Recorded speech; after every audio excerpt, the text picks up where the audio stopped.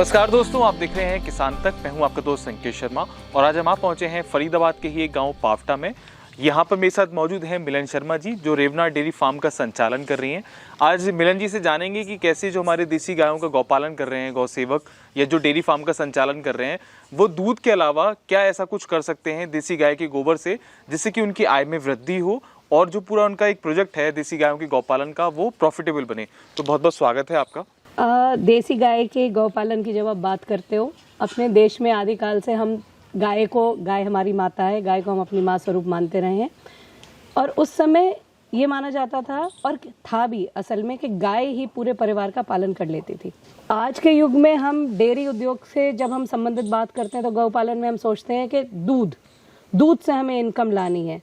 पर जैसा अपने संस्कृति में होता था या अपने घरों में पहले होता था कि खाली दूध पे हम निर्भर नहीं थे, उनसे हम बहुत सारी चीज़ें उनके साथ उनसे जो हमें गौमूत्र मिलता है, गोबर मिलता है, उस सबको भी जब हम किसी तरह से प्रयोग में ला पाएं तो ये व्यवसाय सफल हो सकता है। बिल्कुल। पहले होता था घरों में आंगन गोबर से लीपे जाते थे, दीवारें गोबर से लीपे जाती थी, चौका रोज गोबर से लीपा जाता था गाय के गोबर से, क्योंकि उसमें जो है एंटी माइक्रोबियल प्रॉपर्टीज होती हैं। तो जितने भी कीटाणुओं का नाश करने के लिए जो वो रोज किया जाता था, उस आंगन में बच्चे जमीन पे ही लौटते खेलते रहते थे, कभी बीमार नहीं पड़ते थे।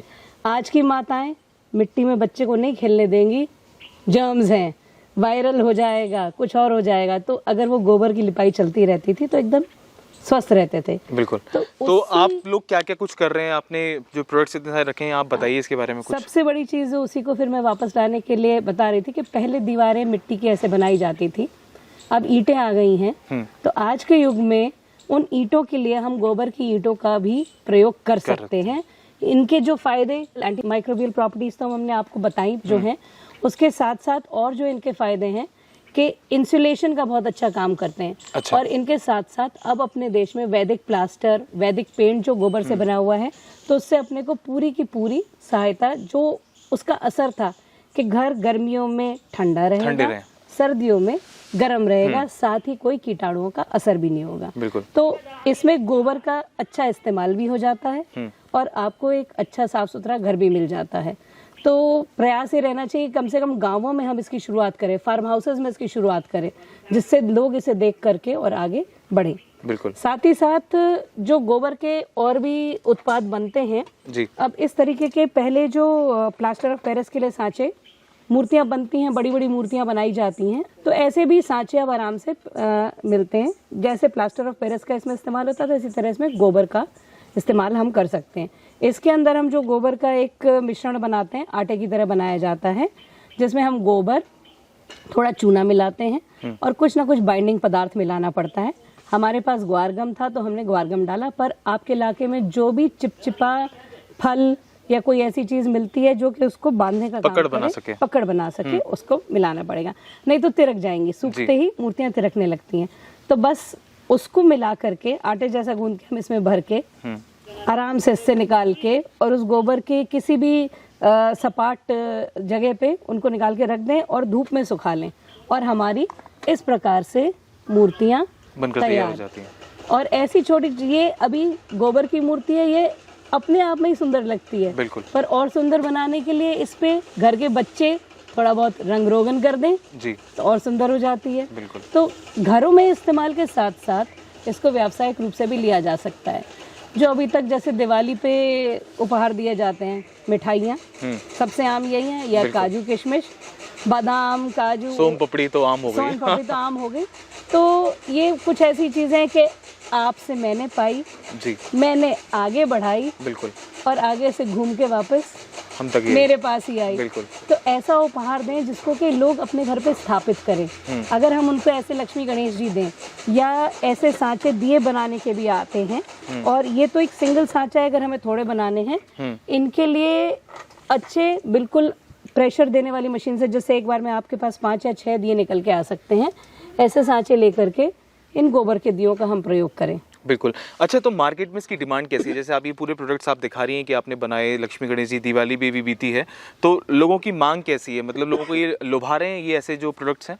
बिल्कुल। दिए तो हम पिछले 2 साल से बना ही रहे हैं, तो दियों का तो हमेशा ही अच्छा ऑर्डर रहता है। मतलब पिछले साल भी अपने करीब हमने 1,500 दिए बनाए थे, और जो मार्केट में सेल हो गए थे।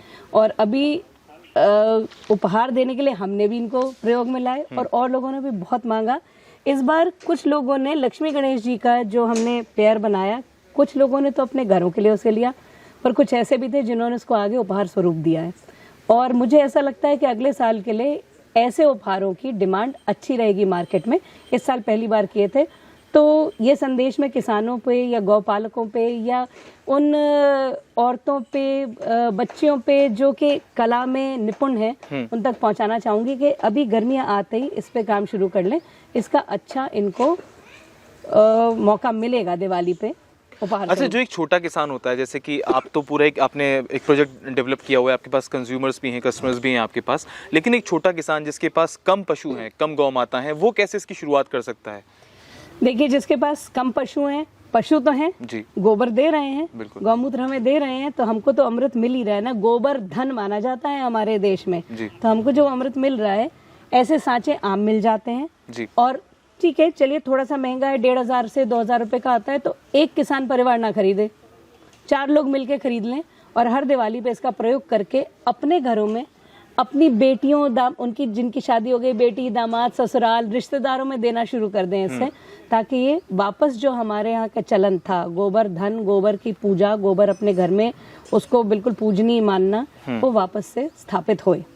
तो आपको क्या लगता है कि ये इससे जो आय जो आएगी वो किसान उससे थोड़ा सा और समृद्ध बन सकता है? क्योंकि किसान के पास बड़ी समस्या आती है कि उसके पास खर्चे ही खर्चे ज़्यादा होते हैं, और जो मोटी फसल करने वाले किसान हैं या जो दूध का काम करते हैं, उनके सामने बड़ी समस्या आती है कि एक्स्ट्रा इनकम की, क्योंकि पशु भी आए दिन टूट जाता है, दूध देना बंद कर देता है, तो इससे उनकी आय में थोड़ी सी बढ़ोतरी होगी।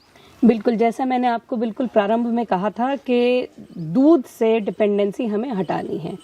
जो गाय हम उनका पालन कर रहे हैं, खाली दूध पे हम डिपेंडेंट ना रहे, एक तो नस्ल पे काम करें। चाहे किसान के पास 2 ही गाय घर पे रखते हैं, किसान भी अपने जब उनको जरूरत पड़ती है, पशु भी धन ऐसा होता है कि घर में ब्याह है, पशु को उन्होंने बेचा और धन पाया। तो जब पशु की अगर नस्ल के बारे में वो ना बता पाए तो मुंह मांगा दाम नहीं मिल सकता।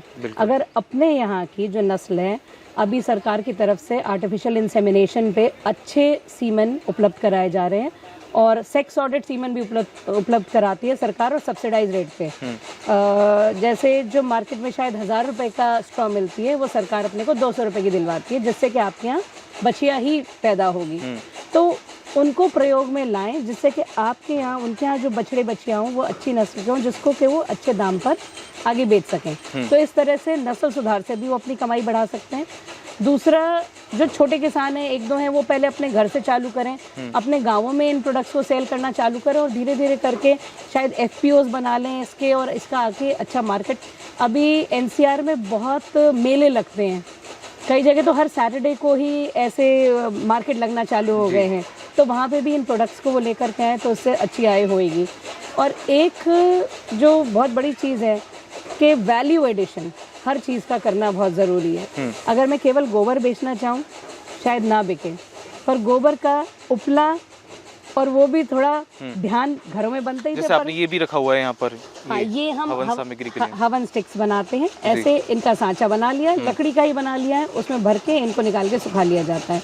गोबर में थोड़ी सी हमने लौंग मिला लेते हैं, कपूर मिला लेते हैं, इजी टू यूज भी है, गुग्गल और लोबान मिला करके इनको सुखा लेते हैं। तो अब जब ये हवन करने के लिए लोग घर पे आम की लकड़ी के साथ साथ इसका भी प्रयोग करते हैं, तो जो इससे जो सुगंध और वातावरण घर में बनता है, जो पॉजिटिविटी घर में आती है, वो दुगनी तिगनी चौगनी हो जाती है।